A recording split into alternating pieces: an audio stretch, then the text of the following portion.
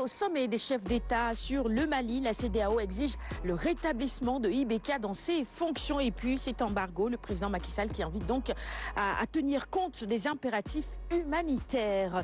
À la une du Soleil également, la lutte contre la Covid-19. Le Japon qui remet 5300 tonnes de riz au Sénégal. Le conseil présidentiel sur le logement, c'était hier. Le chef de l'État et pour la restauration du principe d'équité. À la une du Soleil également, il y a le président du groupe parlementaire, Beno Bokk-Yakaar, Aymerou Ning, qui précise ceci: il faut plus de vigilance dans les affectations des terres. Le quotidien Le Témoin sur la crise politique au Mali et justement ce sommet de la CEDEAO tenu hier. Joli coup diplomatique.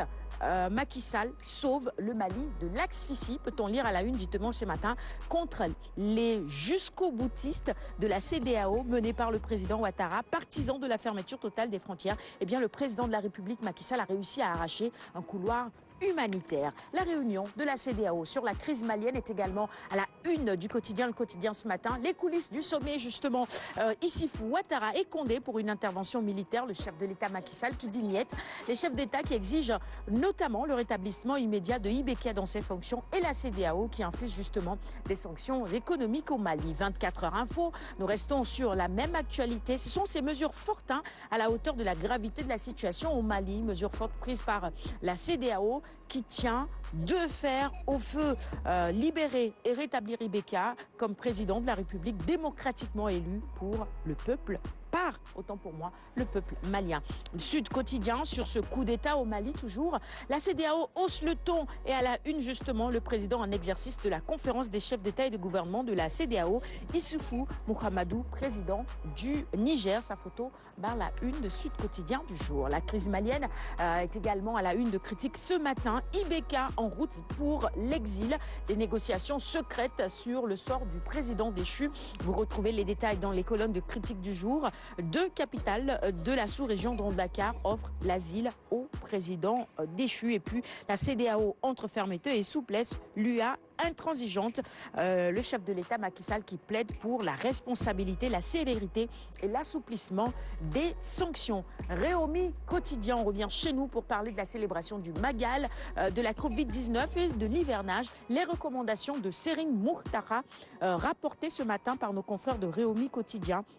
Et nous poursuivons la revue des titres avec les quotidiens spécialisés en sport. Stade d'abord, quotidien sportif donc. Sur la Ligue des Champions, la finale de rêve entre l'ambitieux et l'aristocrate. Vous le savez, cette finale opposera le PSG au Bayern. Histoire de choc à tous les étages au cours de ce match qui promet. Record également sur la Ligue des Champions, c'est l'actualité du moment. Défense physique, le Bayern a-t-il montré des faiblesses lors de la demi-finale qui l'opposait à Lyon?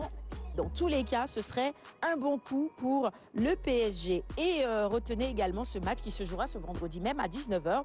C'est pour la Ligue Europa, l'Inter pour priver Séville d'un 6e sacre. L'Inter affronte donc le FC Séville. On termine avec sous nos lampes la revue des titres. À la une, Bombardier intraitable face au Pékinois.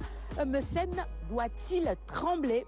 L'interrogation est à la une de ce quotidien spécialisé en lutte traditionnelle ce matin. Bourreau de Tyson et de Baboy. Eumeu doit-il trembler face à Bombardier? La question reste. Vous pouvez y répondre sur notre page Facebook. Parce que nous sommes encore là jusqu'à 9h30. Mais c'est tout pour la revue des titres du jour. Merci de l'avoir suivi et merci également à toutes les rédactions qui nous font parvenir ces quotidiens. On va respecter les gestes barrières et se protéger.